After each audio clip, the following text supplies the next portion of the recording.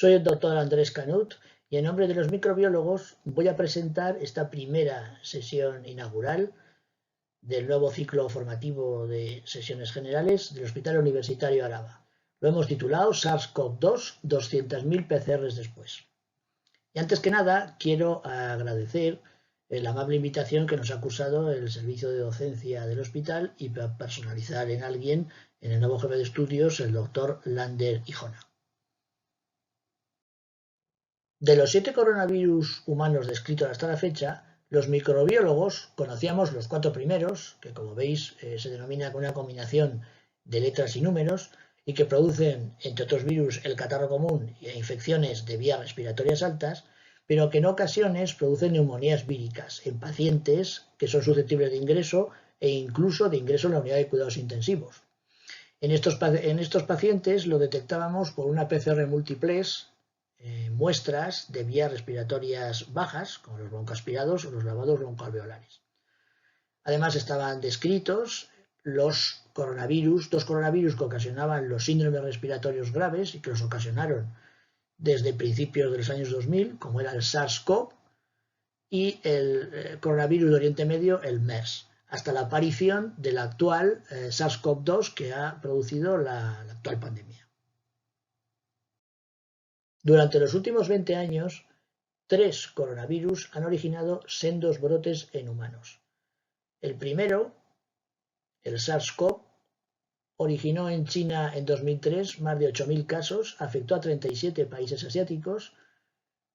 Un paciente voló desde Hong Kong a Canadá y ocasionó otro brote y otro brote subsidiario, con una mortalidad total del 10%. Tienen estos 3 reservorio fundamentalmente murciélagos, aunque no siempre. El segundo coronavirus, el del Oriente Medio, el del MERS, con reservorio, además de murciélago, en dromedario, ocasionó en Arabia Saudí a partir del 2012 y en todo Oriente Medio, Corea, más de 2.000 casos, incluso suspendió las peregrinaciones a la Meca, con un 30% de mortalidad. Hasta llegar al actual, originado en China a finales del 2019, el SARS-CoV-2, y que ha originado, según cifras de la Johns Hopkins, más de 100 millones de casos y más de 2 millones de fallecidos. ¿Cómo empezó todo? Bien, a finales del 19, el 31 de diciembre, Wuhan alerta de un brote de 27 casos de neumonía. El 5 de enero del 2020, el Comité de Salud Pública de Wuhan excluye ya la participación de los 2 coronavirus que habían ocasionado brotes en humanos con anterioridad, el SARS y el MERS. El 8 de enero, el CDC chino anuncia que ha aislado un nuevo coronavirus de un paciente con neumonía en Wuhan. Fijaros que ya el 10 de enero se sube a GenBank la primera secuencia genómica del virus, lo que abría la puerta al diseño de primers para las primeras PCRs, que lógicamente tenían que ser manuales. A lo largo de enero, los microbiólogos de los 5 laboratorios vascos nos aprovisionamos de los escasos reactivos que había y comercializaba, aunque estaban en RUO, en investigación, los laboratorios Roche. El 30 de enero, la OMS ya declara emergencia de salud pública internacional y al día siguiente apareció a las puertas del servicio de urgencia de Txagorritxu una mujer alertándonos de un posible caso. Volvía de pasar el año nuevo en chino y en medio de una expectación mediática inusitada, la PCR fue negativa, lo que tenía era una gripe B. Pero esto nos puso en guardia sobre que teníamos que seguir aprovisionándonos de reactivos de PCR y seguir entrenándonos, todos los microbiólogos, por si era necesario montarla de urgencia. El 2 de febrero ya se reporta el primer fallecido fuera de China, en Filipinas, y el día 11 de febrero ya la OMS denomina a la enfermedad COVID-19 y el Comité de Taxonomía Vírica Internacional denomina al virus que producía el COVID-19 SARS-CoV-2, es decir, el segundo coronavirus que produce el síndrome respiratorio agudo grave del adulto. Hay que recordar en este punto que los virus no siguen la taxonomía dicotómica de bacterias, hongos y parásitos. Como sabéis, es una nomenclatura binomial de género y especie, en latín como lengua franca, cuando se escribe en cursiva. En cambio, los virus, el Comité de Taxonomía Vírica Internacional los denomina en inglés y casi con el nombre de la enfermedad que produce. Por eso la denominación de SARS-CoV-2. El 16 de febrero se reporta la primera muerte en Europa, en concreto en Francia, y a finales de febrero ya tuvimos la primera explosión de PCRs positivas. El 11 de marzo ya sabéis que la OMS declara la pandemia global COVID-19 y a partir de finales de febrero y todo marzo, pues fue un trabajo ímprobo como ya supondréis. Al principio tomábamos muestras nasales del cornete medio y también con la cabeza en 70 grados por el suelo de las fosas nasales llegar hasta la nasofaringe y en cualquiera de las dos posibilidades frotar para arrastrar y recoger las células epiteliales, porque hay que recordar que el virus es un parásito intracelular. En niños no era necesario, ya supimos muy al principio, más que recoger hisopados nasales sin llegar a nasofaringe. Nos aprovisionamos de hisopos finos, porque todo esto hay que hacerlo con hisopo muy fino, de los que habitualmente se utilizaban tanto en niños como para exudados uretrales, y nos aprovisionamos de transportes virales. Muy al principio ya hubo protocolos y publicaciones de las sociedades científicas, en concreto esta de la Sociedad Norteamericana de Infecciosas, en el que demostraba que el hisopado nasofaríngeo era muy rentable de cara a la detección del SARS-CoV-2 en adultos. Ya asomaba en aquellos tiempos el rendimiento no muy inferior de la saliva, que lógicamente era una muestra más fácil de recoger y menos onerosa para el paciente. Y en niños la casi equivalencia entre tomar hisopos nasales y las muestras orofaríngeas, que siempre son más molestas tanto para el niño como para el pediatra. A finales de 2020 ya salieron publicaciones y había un cuerpo de evidencia que en pacientes sintomáticos la toma de muestras de saliva eran equiparables a las nasofaringeas. En este trabajo, en 216 pacientes con muestras pareadas tomadas por nasofaringe y además saliva, el acuerdo, tanto si el resultado era positivo como negativo, era casi total. Se vio que había una menor carga viral en aquellas muestras recogidas de saliva con respecto a las del nasofaringeo. Lo que alertaba este trabajo norteamericano de la posibilidad de falsos negativos en aquellos pacientes asintomáticos, como por ejemplo en aquellas tomas en los pacientes en los que se van a someter a un cribado prequirúrgico. Desde el principio también se compararon el virus nuevo, el SARS-CoV-2, respecto del virus que conocíamos en la época invernal, como el virus de la gripe o influenza.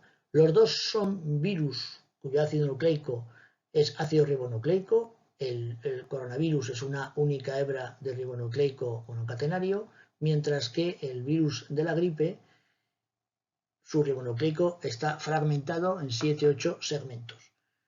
Todos los virus mutan, pero el de la gripe, además, debido a esta fragmentación de su ácido nucleico, es capaz de recombinarse. Es decir, que cuando varios virus distintos parasitan las mismas células epiteliales, se puede producir fenómenos de recombinación genética, lo que puede producir cada cierto tiempo una variación antigénica mayor, y es la que ocasiona las pandemias, las grandes pandemias del virus de la gripe, a que la humanidad lleva acostumbrada cada cierto tiempo. Las proteínas de envoltura de los dos están en el exterior. La de la gripe son glicoproteínas. La hemaglutinina es la que se une a un azúcar, el ácido oxálico de las células epiteliales respiratorias, y es la que favorece la entrada, la unión al receptor y la entrada en las células respiratorias, mientras que la glicoproteína S, que forma esta especie de corona que da nombre al grupo, es la que se une al receptor, la proteína de membrana que tenemos distribuida a lo largo de los diferentes órganos de la economía, como los pulmones, como el cerebro, como los testículos, en concreto el receptor es la enzima convertidora de la angiotensina, que es la puerta de entrada en la célula. Se vio desde el principio que la letalidad de ambos virus era muy diferentes. El del coronavirus era 100 veces mayor que la de la gripe, es decir, de cada 100 infectados fallecen 2 y pico en las infecciones producidas por SARS-CoV-2. La contagiosidad era también superior en el coronavirus al virus de la gripe. El número básico de reproducción, 2,5, quiere decir que cada caso ocasiona 2 casos y medio nuevos, y que la importancia de los protocolos asintomáticos era mayor en los infectados por coronavirus respecto a los infectados por el virus de la gripe. En uno de los documentos muy al principio que emitió el Centro de Alertas y Emergencias Sanitarias de Fernando Simón, se pretendía expresar la diferente expresión viral y por lo tanto infectividad en función de la gravedad de la infección. El 80% de los casos leves, el periodo de máxima infectividad era 1 o 2 días antes del inicio de los síntomas y llegaba hasta el final de la primera semana. En los asintomáticos este periodo se recortaba un poco, mientras que en los graves, el 20% de los infectados, podía llegar el periodo de excreción viral hasta el final de la segunda semana, y en los críticos ingresados en las unidades de cuidados intensivos, este periodo se alargaba en un periodo entre 3 y hasta 6 semanas. Se vio que la mayor carga viral se daba en ancianos, en inmunodeprimidos y, respecto al sexo, en hombres. Quizá porque en los hombres hay una expresión más elevada de la proteína de membrana, que es el lugar de unión con la glicoproteína S del virus, como es la enzima convertidora de angiotensina. Se adoptaron por el Consejo de Emergentes los protocolos de la Red de Vigilancia Epidemiológica del RENAVE y se distribuyó a todos los profesionales de Osakidetza para su consulta en la definición de caso, en las pruebas diagnósticas y en las medidas de prevención. Es un documento de ayuda y esta es la última de las ediciones publicadas, el 12 de enero de este año. Y ya pasamos al objeto de la sesión de hoy, como es las pruebas diagnósticas del SARS-CoV-2. También desde el principio se pusieron todas las cartas encima de la mesa. Disponíamos de pruebas moleculares, la famosa PCR, la reacción en cadena de la polimerasa, siempre amplificando según la OMS más de 2 dianas génicas para evitar inespecificidades, utilizar la proteína S espicular para la detección de antígenos, inmovilizando anticuerpos para detectarla en soportes relativamente cómodos, y la detección de anticuerpos, frente a diferentes proteínas del virus.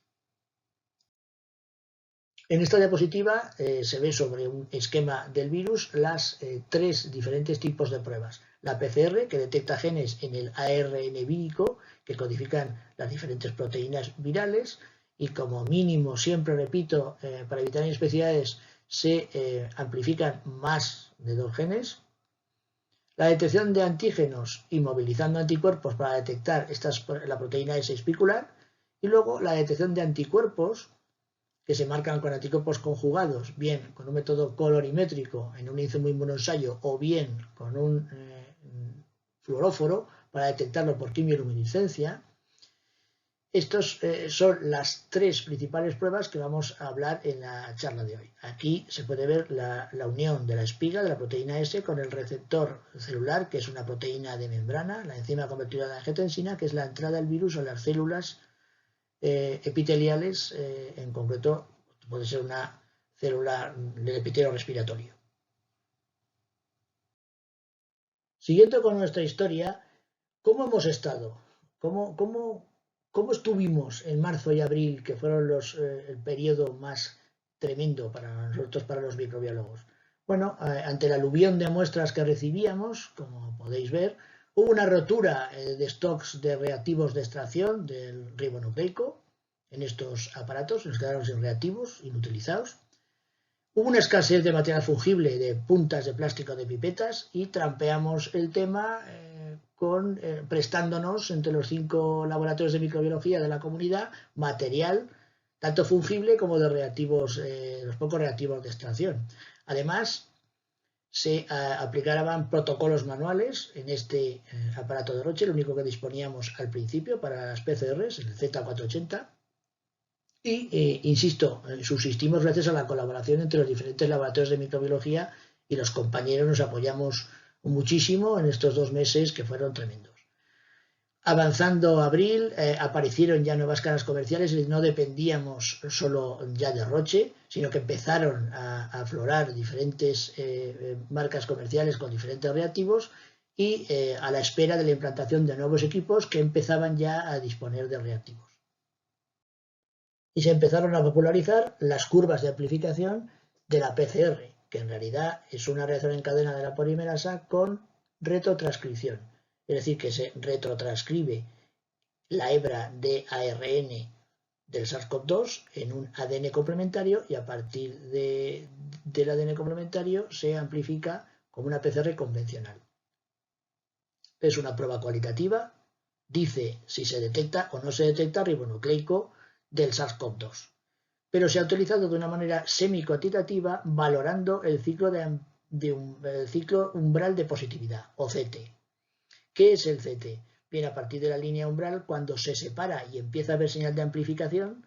En ese ciclo concreto es el ciclo umbral de positividad, o CT, que de una manera intuitiva se puede ver que a mayor cantidad de virus el ciclo de amplificación va a ser más precoz, mientras que si hay menor cantidad de virus, la curva de amplificación se formará más tarde, a partir de un ciclo a 25, 30 o 35. Es una manera semi-cuantitativa de valorar la carga viral, pero, insisto, es una prueba cualitativa. Hubo 2 trabajos seminales que aportaron algo de luz ya muy precozmente, allá por mayo, el de Roman Wolfeld, que veis aquí, de la Charité de Berlín, en el que quiso comprobar a partir de los días del inicio de los síntomas qué proporción de esas PCR positivas daban virus viables en los cultivos celulares, es decir, que es el gold estándar en la valoración de la infectividad. Y vio que el día 10 menos, el inicio de los síntomas, menos del 5% de esas PCR positivas manifestaban virus viables en cultivo viral.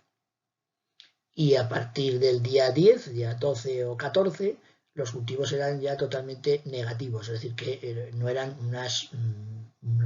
había virus viables, por lo tanto, que aunque fueran las PCR positivas, no crecía nada ni eran infectantes. Por tanto, esto empezó a apoyar las cuarentenas entre 10 y 14 días, como luego se ha visto. Y el otro trabajo seminal es los canadienses de Bullard, publicado muy pronto también, el Clinical Infectious Diseases, que vio que abundó en el trabajo de Roman Wolfeld en que una PCR positiva no siempre es sinónimo de infectividad. ¿Cuándo es el máximo periodo de infectividad? Los 5 primeros días a partir del inicio de los síntomas. Y que una combinación de CTs tardíos, de los ciclos umbrales de positividad que decíamos antes, por encima del ciclo 24 y más allá de 8 días del inicio de la sintomatología, los cultivos virales no reportaban infectividad o reportaban una infectividad mínima. Bueno, nos las prometíamos muy felices con la valoración de la carga viral por medio de los ciclos umbrales de positividad o de los CTs. Pero muy pronto también grupos norteamericanos alertaron de las limitaciones del CT.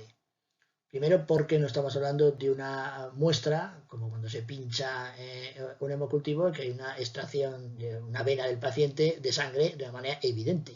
Aquí no sabemos cómo es la calidad de la muestra, puede haber poca celularidad, pocas células que hayamos recogido, pocas células, con lo cual la carga viral puede estar infraestimada. Hay una disparidad de resultados ante una misma muestra, con la misma carga viral de una manera estandarizada, por los diferentes PCRs comerciales. Fijaos que en esta diapositiva hemos utilizado nosotros el BD+ de Becton, el GeneSpear de Fade, el Cobas 6800 de Roche, el Panther de Hologic, con diferentes dianas. y ante una misma muestra dan resultados de CTs diferentes. Esto nos alertó, aunque las cosas ya no eran tan... En un estudio publicado en esta misma semana por la Salud Pública Irlandesa se ha observado lo mismo que decían el estudio anterior, que hay una amplia variación en los CTs entre diferentes PCRs comerciales para una misma carga viral. Tanto si la carga viral es pequeña, 1000 copias mililitro, hay una variación de casi 6 CTs entre las diferentes casas comerciales, como si la carga viral es elevada, 1.000.000 de copias mililitro, donde hay una variación entre los diferentes casas comerciales de 4 CTs. Es decir, que no es tan sencillo ni tan exacto la valoración de la carga viral, es una aproximación semi-cuantitativa a la carga viral que tienen las muestras para realizar la PCR. 3 cuestiones importantes se suscitaron desde el principio. ¿Cuál era la sensibilidad de la PCR? Bien, hay que recordar que salieron al mercado las PCRs comerciales que se iban diseñando por las diferentes casas comerciales con una autorización para el mercado americano por la FDA y el marcado CE para el mercado europeo, con una evaluación analítica, con muestras que se sabía que eran de pacientes COVID y otras muestras negativas que se sabía que no eran de pacientes ni habían desarrollado la enfermedad. Por lo tanto, esta evaluación analítica, que así se llama, sobreestimaba la sensibilidad, que todas las diferentes casas comerciales referían superior al 95%. Obviamente esto estaba muy alejado de la evaluación clínica que había que hacer según el día de la recogida de la muestra, el tipo de muestra, la calidad de la misma y de la toma, el transporte, si había sido adecuado o no, con lo que se conoce como una evaluación clínica, pero no había tiempo. Todo lo que salía al mercado se podía utilizar, no hubo tiempo de una evaluación clínica. Pero también muy al principio se reportaron ya los primeros revisiones sistemáticas sobre el rendimiento, sobre la evaluación clínica de la prueba.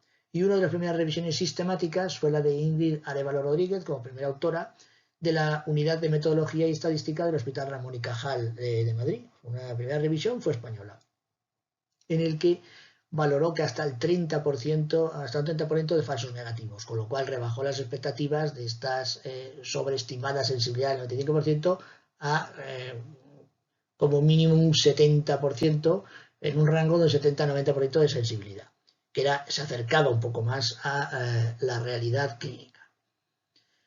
Otro aspecto importante que se suscitó es que si la PCR era negativa y la sospecha clínica era elevada, estábamos ante una neumonía bilateral o bien una alta sospecha epidemiológica por un contacto estrecho, si procedía o no de una zona de brote, si era sanitario o bien residente o cuidador en una residencia sanitaria, hubo un consenso inicial ya de que había que repetir a las 48 de la primera PCR. Eso si el virus no se había aclarado de las vías respiratorias altas, había una neumonía, en cuyo caso las muestras más adecuadas pasaban a ser las del tracto respiratorio inferior, esputos, broncoaspirados, lavados broncoalveolares. ¿Y qué pasaba con los indeterminados? Bien, hay que recordar que la OMS ya desde el principio insistió a las casas comerciales en que como mínimo para evitar inespecificidades se incluyeran más de 2 dianas genéticas.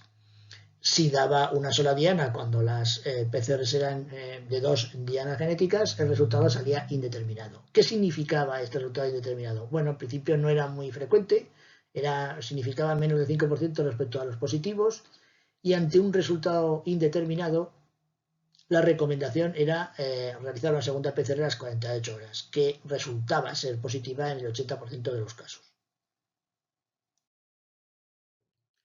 Aquí tenéis en este trabajo norteamericano cómo la sensibilidad baja a partir de a lo largo de la primera semana del comienzo de la infección.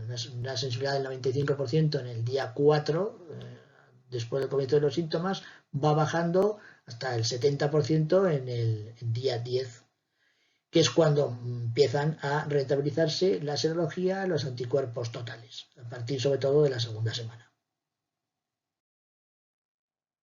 ¿Cómo evolucionó durante mayo, junio del año pasado? Bien, ya aparecieron reactivos para los grandes aparatos de PCR, de técnicas moleculares de que disponíamos en el laboratorio de microbiología para otros menesteres. Aquí tenéis el COVAS 6800 de Roche, donde tradicionalmente estudiamos las cargas virales del VIH, de las hepatitis B y C y del citomegalovirus. Los BDMAX de Becton Dickinson, donde se estudiaban los vaginales de una forma automatizada. El GeneSpert de CFI, donde controlábamos algunas cargas virales urgentes, PCR de tuberculosis y de PCR de Clostridioides difficile, de toxina difficile, y empezaron ya a contarse con grandes robots de extracción para proceder a introducir en los aparatos, en los equipos de amplificación de detección. Y ya a finales de junio empezamos a disponer de pruebas rápidas de las cromatografías para el estudio de anticuerpos.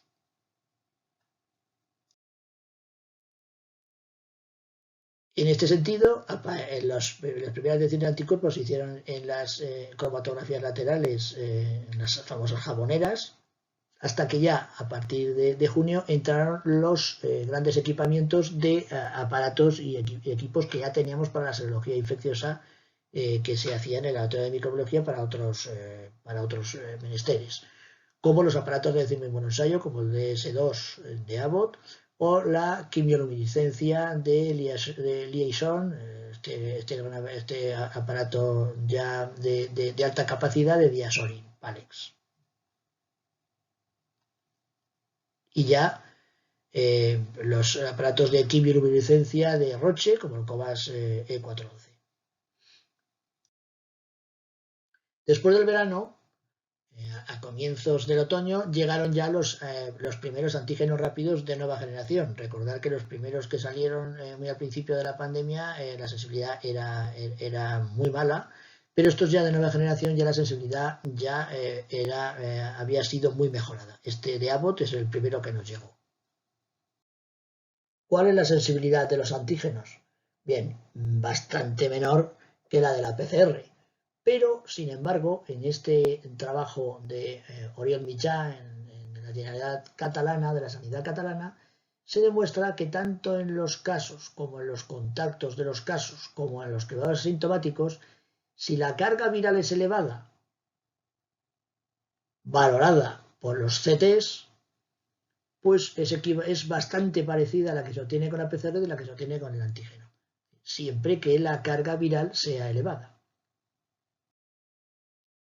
Esto significa que el mayor rendimiento diagnóstico tanto de la PCR como del antígeno se obtendrá en el periodo de máxima infectividad, cuando la carga viral es mayor y por lo tanto el poder de transmisión es mayor. ¿Y esto cuándo sucederá? Pues un poquito antes del inicio de los síntomas, cosa que a veces se desconoce obviamente, y durante la primera semana después del comienzo de la infección. Hay que tener en cuenta que, como ya hemos dicho, tener una PCR positiva no significa tener partículas víricas infectantes, puesto que a lo largo de un largo periodo podemos tener PCRs positivas de restos de ARN o de partículas virales que en los cultivos virales, que es el gol estándar de la infectividad, no crecen, es decir, que no son virus viables. Y a veces sucede el fenómeno de las PCRs intermitentes, es decir, que a un resultado negativo suceda una repositivización, que así se denomina. Bien, desde los trabajos de Wolfer y Bullard se sabe que en estos casos de PCRs largamente positivas en el tiempo, en muchas ocasiones no es virus viable y lo que son es restos y partículas, restos de ARN o partículas virales no viables. En el mes de julio, los CDC norteamericanos publicaron los primeros datos confirmando la importancia del contacto cercano para la propagación del virus y además estimaron el riesgo de la exposición comunitaria en diferentes ámbitos. Hicieron un estudio amplio de casos y controles, todos los pacientes eran sintomáticos, 295 casos, pacientes, tenían la PCR al coronavirus positiva y los emparejaron por sexo, edad, zona de donde vivían, uso de mascarilla y su vida social, con 507 controles también sintomáticos, pero que la PCR había sido negativa. Y como se ve en la diapositiva, asistencia a restaurantes, independientemente de si en el sitio, si tenían patio interior, estaban un poco menos cerrados, la asistencia a restaurantes durante los 14 días previos o la asistencia a los bares, tenían un riesgo, tanto en los que tenían un contacto estrecho como que no. La asistencia a los restaurantes, una ratio de 2, y la asistencia a los bares casi de 4, en los que no tenían contacto conocido, estrecho. Y no me dejo de remarcar una de las conclusiones del estudio que me parecen modélicas y que voy a leer. Los entornos de alto riesgo deben comunicarse al público para respaldar las medidas de salud pública y promover el cambio del comportamiento individual para reducir el riesgo de infección. Es decir, que estos estudios de casos y controles, o cualquier estudio sobre el comportamiento de los individuos, debe ser comunicado y difundido para que tengan las medidas de salud pública que se propongan, tengan una adhesión y que promuevan el cambio de comportamiento individual. A lo largo de 2020 se ha precisado más el papel de la transmisión a partir de asintomáticos. A partir de un caso índice, habrá individuos que siempre serán negativos por PCR y otros que serán PCR positivos. De esos se sabía en un rango excesivamente largo que hasta las 3/4 partes inicialmente están asintomáticos. De estos inicialmente asintomáticos, la mitad en realidad lo que eran es presintomáticos. Y se sabe que la transmisión a partir de los asintomáticos, a pesar de que tiene unas cargas virales parecidas a los sintomáticos, es un 42% más baja que a partir de los sintomáticos. Esto lo ha precisado el mismo grupo de Oriol Mitjà en la Sanidad Catalana en un trabajo recientísimamente publicado en el Lancet Infectious Diseases, en una colaboración anglo-catalana. Han estudiado 282 clústeres con 753 contactos y en el que han precisado las cifras que refería en la anterior diapositiva. El 40% van a ser PCR negativas, ni siquiera van a positivizar la PCR, y el otro 60% van a tener PCR positiva a SARS-CoV-2. De esos, el 94% de estos 449 van a ser inicialmente, en el primer control, inicialmente asintomáticos, y solo un 6% tendrán clínica en esa primera visita. Esto fue un estudio longitudinal que se hizo a partir del estudio de estos 280 clústeres, con un número bastante importante de contactos. ¿Y qué pasaba en la segunda visita a los 7 días de seguimiento? Bueno, pues que, como decíamos antes, la mitad, un 43%, en realidad lo que estaban de esos inicialmente asintomáticos, lo que eran en realidad eran presintomáticos. En esa segunda visita ya tienen síntomas. Y lo importante de ese trabajo es que desarrollan síntomas más precozmente, 5 días del contacto, si ese contacto tenía una carga viral elevada.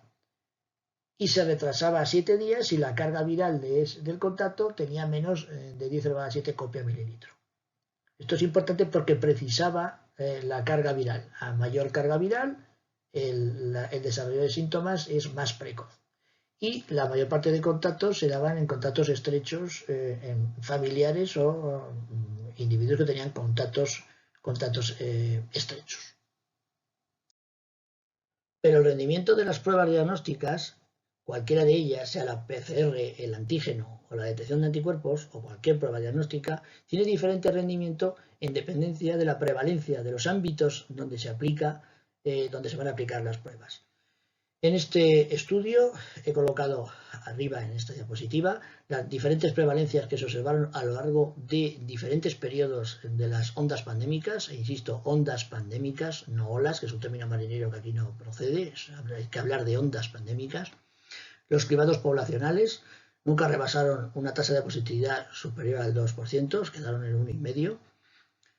He colocado la prevalencia en los centros de salud valencianos porque es la que he encontrado en el mes de septiembre, la segunda onda pandémica, oscilaron entre 5 y un 10%. La prevalencia en la residencia de ancianos de Barcelona en los días entre el 10 y el 25 de abril, primera onda pandémica, 15% en cuidadores y la cuarta parte de residentes, y unas prevalencias que oscilaron entre 35 y 50% entre los días de 18 y 31 de marzo, primera onda pandémica, en el servicio de urgencias de nuestro hospital. A la izquierda, la sensibilidad y especificidad tanto de la PCR como del antígeno, 89% de sensibilidad en la PCR y exquisita especificidad, bastante menor la sensibilidad del antígeno, 56%, también buena especificidad, y he comparado el rendimiento de estas dos pruebas, tanto si el resultado es positivo, porque al clínico le llega que el resultado es positivo o es negativo, en los cribados poblacionales le llega a las autoridades sanitarias un resultado de detección o de no detección del virus, y el rendimiento se expresa en verde lo que funciona bien y en rojo lo que no funciona tan bien. Como se puede ver, los cribados poblacionales, el mayor rendimiento es cuando el resultado es negativo. La fiabilidad de las dos, tanto de la PCR como del antígeno, es bastante pareja y llega incluso hasta, que puede ser de utilidad incluso en los centros de salud, hasta una prevalencia del 5%. Ya con una prevalencia del 10, el antígeno funciona un poquito peor que la PCR, es decir, tener un resultado negativo implica que tenemos un 5% de falsos negativos, es decir, de individuos que tienen la infección pero que el resultado del antígeno es negativo. ¿Qué pasa en los cribados poblacionales cuando sale el resultado positivo, con esa tan baja prevalencia? Bueno, pues según el teorema de Bayes, hay mayor probabilidad de tener falsos positivos.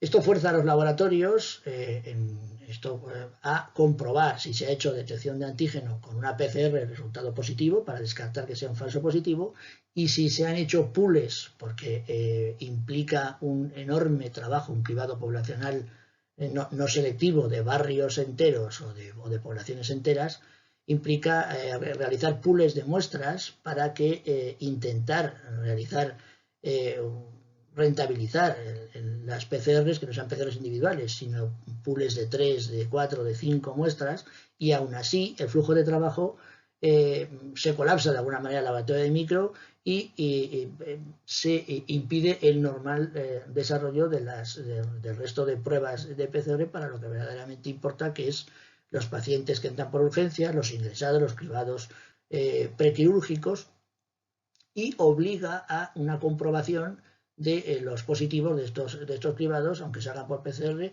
porque a veces no salen todas las dianas, que salen bastantes indeterminados, hay que comprobarlos para intentar aminorar esa tasa posible de falsos positivos.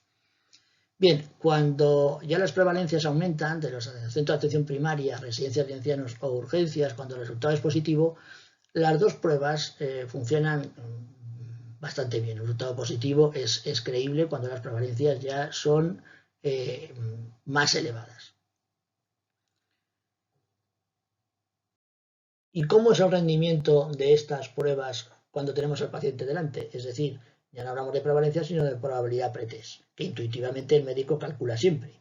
Yo me he ido, para objetivizar un poco más esto, a la literatura y he encontrado un trabajo canadiense con Zoe Brooks de primera autora, en el que establecía o calculaban a través de encuestas a médicos la probabilidad pretest en función de que si tenía contacto conocido o se sabía que tenía un contacto estrecho, la edad del paciente y una serie de síntomas y signos clínicos. Desde estar asintomático, donde se le atribuía una probabilidad pretest del 3% cuando no había contacto conocido y era joven, a tener dolor de garganta y congestión nasal, ya subía una probabilidad pretest del 35%, superior cuando se agregaba anosmia y ageusia, y si a todo esto se agregaba fiebre y quebrantamiento general.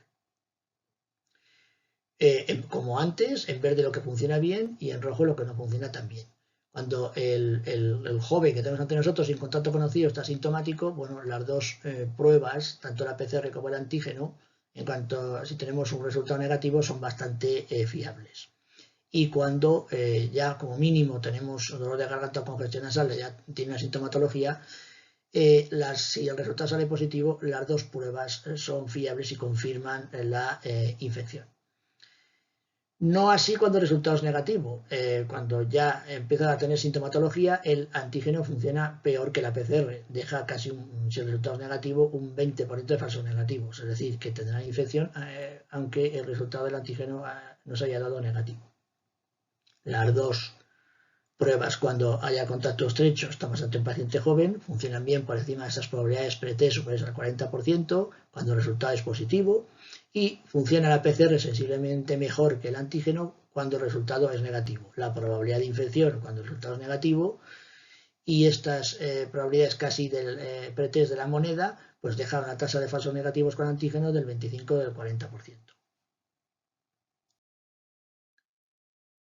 Lo mismo sucede, exactamente lo mismo, evaluando la sintomatología, contacto conocido o sin contacto conocido y con contacto estrecho, cuando estamos ante un paciente de más edad, de 60 a 70 años.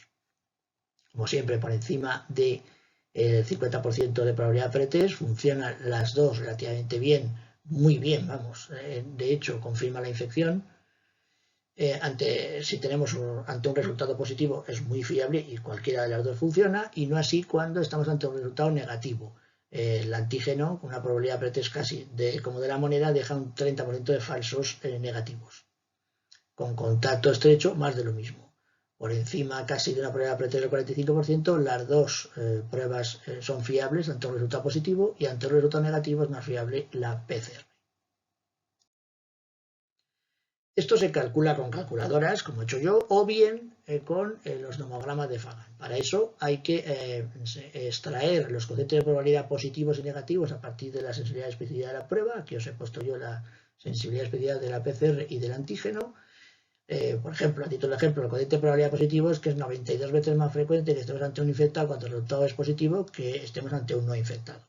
Bien, los nomogramas de Fagan que encontraréis en cualquier libro de epidemiología, o podéis utilizar este que os he puesto yo. La primera columna se coloca la probabilidad pretest, el cociente de probabilidad es la columna de en medio y la última columna es la probabilidad post-test del paciente. Pues si es un 5%, el cociente de probabilidad es de un 92, el resultado nos ha salido positivo de la PCR, pues nos lo deja en un 80% de probabilidad post-test. Con esta probabilidad tan bajita, si nos sale negativo, pues coloca aquí el cociente de probabilidad negativo y casi descartamos la infección. Es decir, que a una probabilidad pretest baja, lo que es más útil es cuando el resultado nos sale negativo, que descartamos la infección. Por el contrario, ante una probabilidad pretest alta, un 50%, es más útil cuando la prueba, en este caso la PCR, nos sale positiva, porque confirmamos prácticamente la infección. Y si nos sale negativo, con esta mayor probabilidad pretest, la tasa de falsos negativos aumenta. Nos deja un 10% de falsos negativos. Es decir, que si nos sale la PCR negativa, habrá todavía un 10% de pacientes que estarán infectados. De lo dicho hasta aquí, ¿en qué se diferencian o qué puede aportar cada una de estas pruebas, la PCR frente al antígeno? Bien, está claro que la PCR, el interés es médico, es la detección de la infección, mientras que el antígeno, que va a ser su máxima rentabilidad, es en ese periodo donde va a haber las cargas virales más elevadas y por lo tanto es el periodo de mayor transmisibilidad. Lo que valora fundamentalmente es la efectividad o la contagiosidad, por tanto el interés es más epidemiológico. Cuando es positivo es bastante fiable, ya hemos visto en ese periodo de máxima rentabilidad, en la primera semana después del inicio de los síntomas, cuando las cargas virales son elevadas, y como es más barata que la PCR, cuando es negativo siempre nos queda la posibilidad de retestar en 48 horas. Pero estamos muy lejos de valorar la infectividad mediante la cuantificación de la carga viral, que va a ser una de las medidas de valoración de esta contagiosidad, de forma semejante a como hacemos con otros virus, con el VIH, con los virus de la hepatitis, con el citomegalovirus, o bien con algunas pruebas moleculares o no moleculares para valorar la infectividad de esas partículas virales, que podamos distinguir entre las partículas virales infectantes de las no infectantes o esas virus residual que tanto incomodan y que hacen que no se esté valorando infectividad. La tercera de las pruebas diagnósticas es la detección de anticuerpos frente al COVID-19, que se debe recordar que se elevan a partir de la segunda semana del inicio de la infección en el 90% de los pacientes con PCRs positivas, es decir, que va a haber una serie de pacientes en las que no se va a detectar anticuerpos. Se elevan los dos principales tipos de inmunoglobulinas, la IgM y la IgG a la vez, a partir del día 15, como hemos dicho, del inicio de la infección, y la inmunoglobulina M va a perdurar en el tiempo, a veces durante más de 6 semanas, lo que introduce un factor de confusión, como habitualmente sucede con esta inmunoglobulina en otros tipos de infección, como la toxoplasmosis o el citomegalovirus. En esta diapositiva resumo algunas consideraciones sobre la detección de anticuerpos, que luego voy a desarrollar un poco más. Las inmunoglobulinas. Aquí tenéis un esquema de la inmunoglobulina M, la G, la A, frente a las dos proteínas virales, la nucleoproteína o proteína N, y al dominio RBD, que es el sitio de unión específico con la proteína de membrana celular de la proteína S, de la espiga del coronavirus. Bien. No tiene utilidad para el diagnóstico de infección aguda, la serología en estos momentos. Sí tiene utilidad para el diagnóstico de infección pasada. La indicación es en clínica, está en casos en concretos en que hay dudas que si se ha pasado o no la infección y las PCRs han salido negativas y tenemos ciertas dudas por la alta sospecha. Tienen utilidad en los estudios de seroprevalencia, como por ejemplo el del nCovid, que programó el Ministerio ya por el verano del 2020 y que demostró unas tasas de seroprevalencia del 5% en el conjunto de España y en algunas zonas, como por ejemplo Madrid, ascendía al 10 al 11% de tasa de seroprevalencia. Ahí sí que es útil. La IgM, como hemos dicho, genera confusión y puede permanecer positiva más allá de 2 meses, lo que introduce inquietud tanto para el clínico como para el microbiólogo que está dando el resultado. La inmunoglobulina G frente a la proteína N es la que se va a producir en la infección natural. También en la infección natural se va a producir la inmunoglobulina antiproteína S, pero en los vacunados, en el que el antígeno es la propia proteína S, es la única inmunoglobulina que se va a producir, ya que es la diana de los anticuerpos neutralizantes. El seguimiento en la vacunación, como ahora veremos, está en investigación. Hay muchas dudas con respecto a los controles serológicos post-vacunación y queda por ver la utilidad de las pruebas de detección de anticuerpos, de las pruebas rápidas. En los vacunados solo se detectará la inmunoglobulina G anti-espiga, anti-S, mientras que en la infección natural se detectarán las dos, la anti-S y la antiproteína N. La actividad neutralizante de los sueros se titulan mediante diluciones y el estudio de la dilución más alta que produce la inhibición del efecto citopático en la mitad de los cultivos celulares. Hay que tener en cuenta que la FDA admite y dice que el plasma de convalecientes para uso terapéutico en los pacientes COVID debería tener un título de anticuerpos neutralizantes que inhiban el 50% de los cultivos celulares en una dilución superior a 1,160. Estos títulos de anticuerpos neutralizantes van en paralelo, según el grupo que más ha estudiado la inmunidad humoral en los pacientes COVID, el grupo de Crotty en La Joya, en California, va en paralelo con la concentración de inmunoglobulinas G anti-espiga, anti-S, frente al dominio en concreto de RBD, que es la unión con el receptor celular.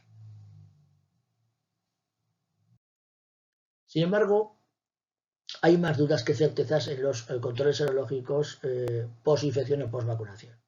En concreto, resumo en esta diapositiva las conclusiones de dos estudios, uno italiano y otro español de David Navarro en Valencia, en el que dicen que la detección de inmunoglobulina G anti-S no predice siempre la actividad neutralizante del suero, aunque las lecturas, como hemos visto, según los estudios del grupo de Crotty, vayan en paralelo. ¿Por qué? Porque algunos sueros con anticuerpos positivos no tienen anticuerpos neutralizantes.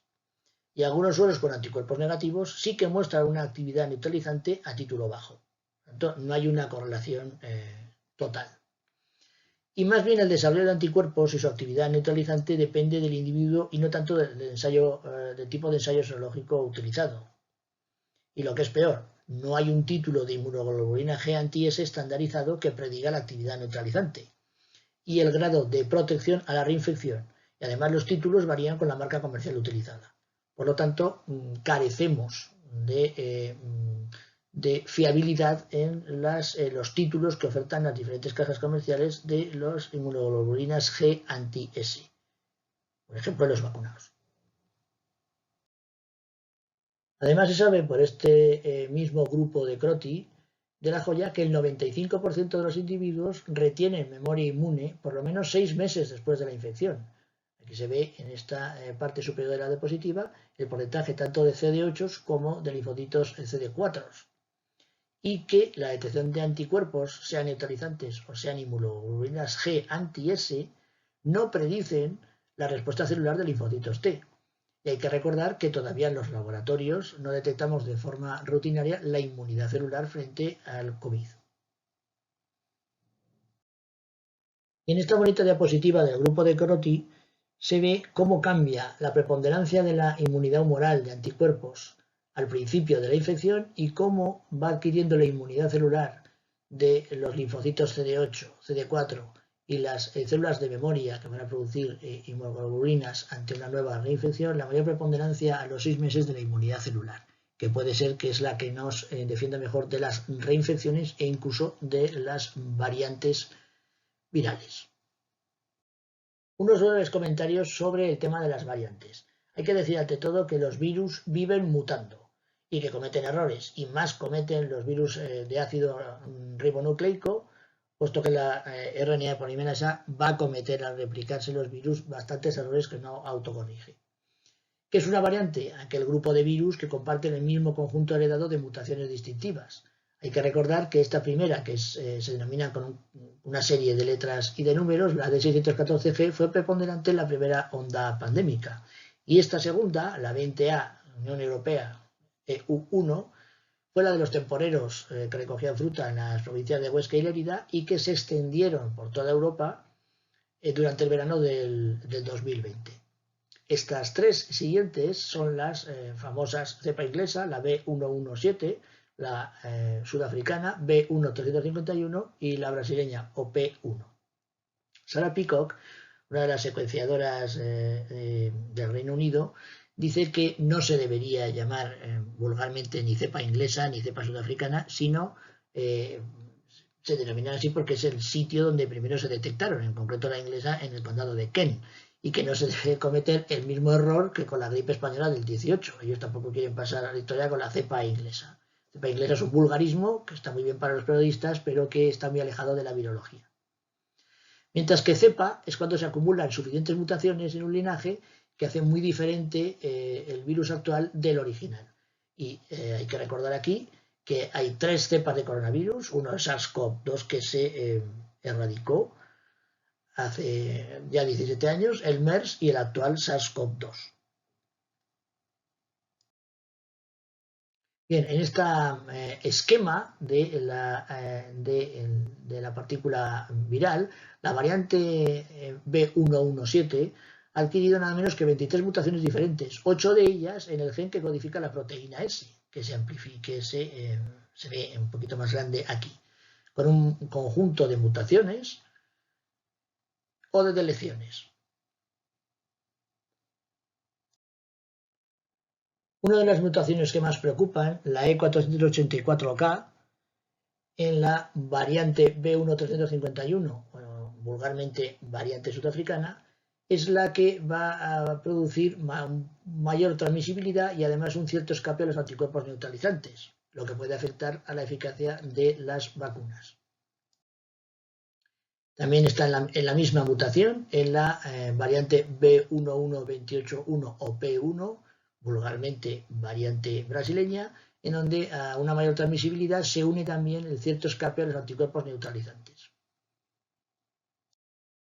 También hemos valorado la presencia de coinfecciones, es decir, de infecciones a la entrada de la UBI que traían los pacientes COVID-19 o bien las infecciones secundarias que desarrollaban durante su estancia en UBI en los pacientes críticos durante la primera onda pandémica, y que ha sido un estudio colaborativo con los compañeros de intensivos con los que trabajamos muy a gusto desde hace muchos años y donde hemos podido publicar una revista de impacto y cuantificar el grado de coinfección e infección secundaria. El grado de coinfección, infecciones a la entrada de UBI, afectaba a la cuarta parte de los pacientes con la microbiota que traían en la orofaringe, neumococos, Haemophilus o Staphylococcus aureus, mientras que, fijaos, la diferente microbiota con la que se han infectado los pacientes durante su estancia en UBI, ya infecciones secundarias, que nada menos que ha afectado a la mitad de ellos. Ya la Pseudomonas aeruginosa, el Enterococcus faecium y los enterobacterales son los que han preponderado y han producido estas infecciones secundarias que han afectado a un porcentaje tan alto como la mitad de ellos. Y ya para acabar, vuelta al principio. ¿Cuál ha sido nuestra carga de trabajo? Pues ya lo veis ahí, impresionante. Más de 200.000 PCRs de 120.000 pacientes, casi 40.000 antígenos virales, se han hecho 22.000 anticuerpos totales por inmunocromatografía lateral, las famosas jaboneras, casi 20.000 anticuerpos IgG y IgM por quimioluminiscencia y casi 8.000 inmunoglobulinas G por enzimo inmunoensayo. Y todo esto no hubiera sido posible sin un gran equipo de compañeros microbiólogos en el que voy a nombrarlos porque yo creo que el esfuerzo ha sido tan ímprobo, porque esto no es darle a la tecla y sale una PCR positiva, sino que los nuestros son informes, es decir, no resultados, sino informes, auténticos informes. Hay que repasar los volantes casi uno a uno para detectar errores o situarse incluso en lo que interesa hacer o no hacer, y si la prueba procede o no procede. Y esto es una labor tan inmensa que solo queda agradecer a los que están en el COVID, con Silvia Hernáez a la cabeza, la doctora Carmen Gómez en la detección de anticuerpos y toda la serología, Conchi Lecaroz, Amaya Aguirre, Israel López, Marina Fernández y Rosy Almela, y aquí los más mayores del grupo, Marilu Cordón y yo mismo, y el resto de compañeros llevando el resto de la microbiología, porque aparte del coronavirus hay todo el resto de pruebas microbiológicas, tanto de serología como de molecular, como de la microbiología convencional, con los antibiogramas y con todas las tinciones y todos los cultivos que hay que ver y que han supuesto un año de absoluta entrega. Y esto no hubiera sido posible sin un homenaje encarecido y que hago aquí a nuestros técnicos de laboratorio de microbiología. En rojo las que han estado a turnos y las que están a turnos mañana, tarde y noche en el coronavirus, y en negro el resto de técnicos de laboratorio en el resto de la microbiología, que es mucha. Y un sentido homenaje a todos ellos, porque todos se han dejado la vida para sacar adelante las pruebas de SARS-CoV-2 y mi más rendido homenaje.